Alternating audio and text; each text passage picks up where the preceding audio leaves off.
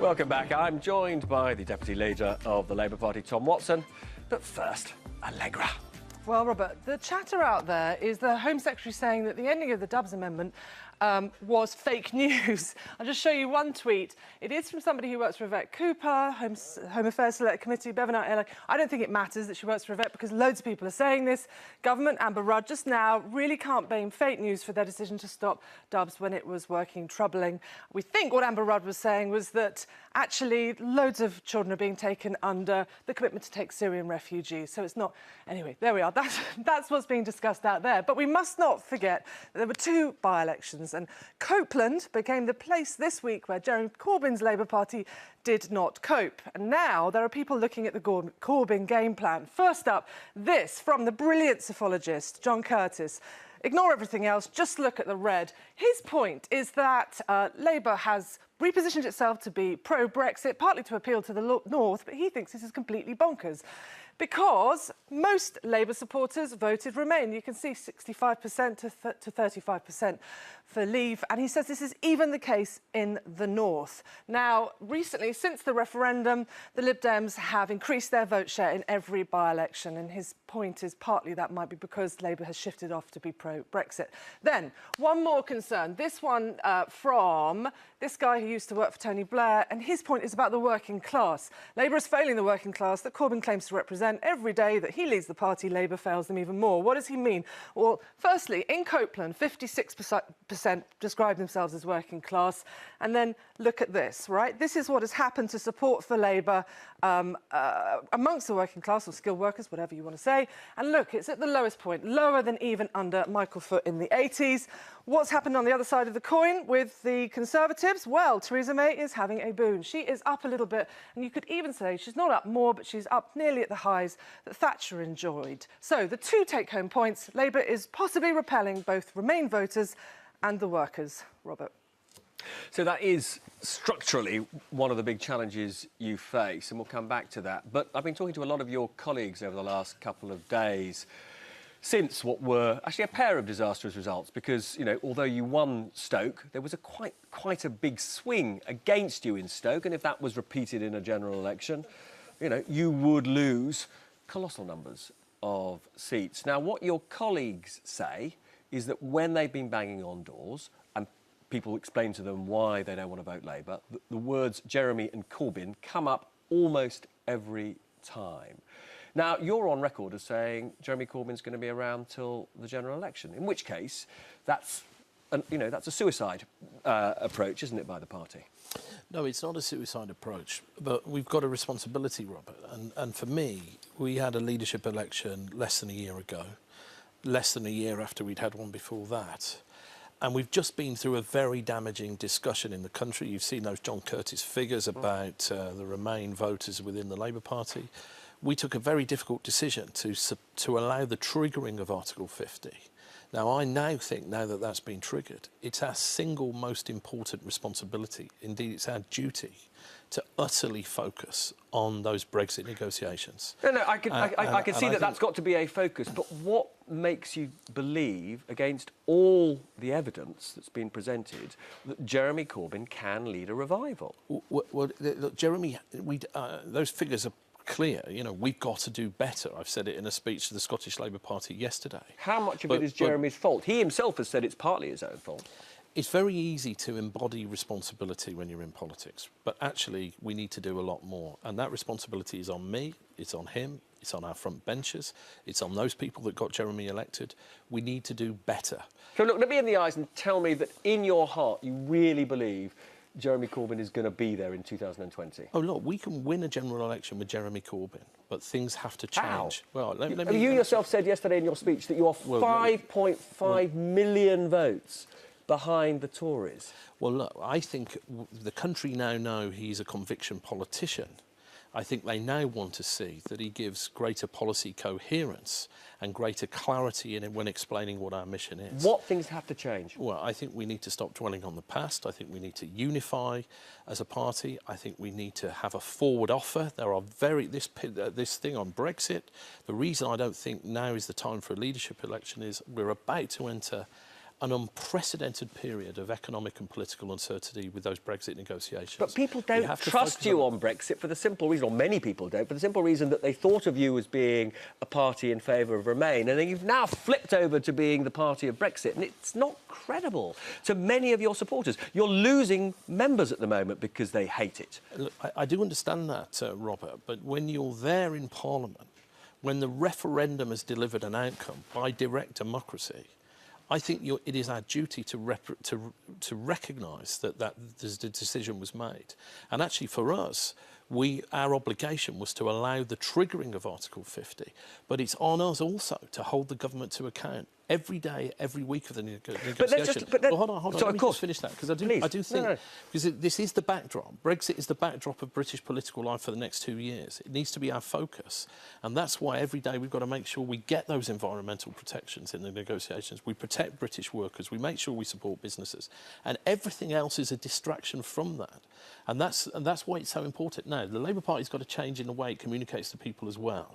Right, we've got to convince them that we understand what's coming down the tracks in the economy and in political life post-Brexit, and that we can have a policy coherence that delivers those aspirations. Is there any evidence that devoting all your resource to fighting the Brexit battle is going to deliver any votes at all? Well, of course there isn't, because we've not done it yet. We've just literally triggered Article 50. But I think it's fairly clear. I don't think you need to be a statistician to know that if we enter a damaging leadership election for the next 3 to 6 months, with the backdrop of those Brexit negotiations taking place, we will be irrelevance in the minds of British voters. But you see, for many people, here is the evidence of there's just a monumental challenge you face. Health service in crisis. In Copeland itself, a huge story about the closure of a maternity ward. Prime Minister goes there, unable to answer questions. It's all over the front page of local newspapers that she's letting people in Copeland down. And you still lose on the issue, which is supposed to be your winner. Well, I'm not going to give you a sugar-coated answer to that. Copeland was a very bad result for the Labour Party. It was a wake-up call, and we've got to learn the lessons of that. You know, when you're a politician, you need to learn the lessons of victories and defeat. This morning, Jeremy has said that he shares in the responsibility of that.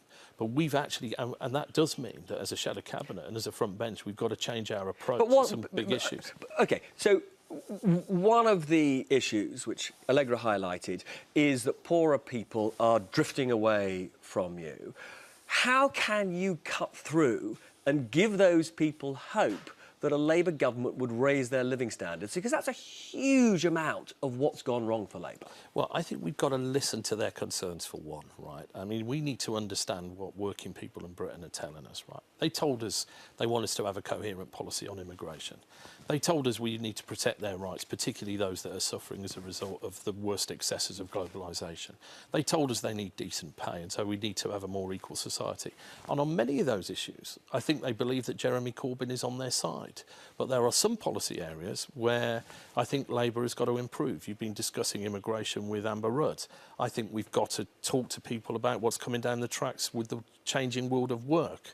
The world of automation is about to either remove jobs from the economy or significantly change working conditions for millions of British workers, some of them the lowest paid. Do you think... And Labour can capture the future if it tells that story, but we're not doing it coherently enough right now. The influential union leader, Dave Prentice, came up with this remarkable phrase, which he said, true friends don't lose lifelong Labour seats and pretend all's OK. That's being seen as a beginning of a shift of one of the most important pillars of the Labour Party away from Jeremy Corbyn.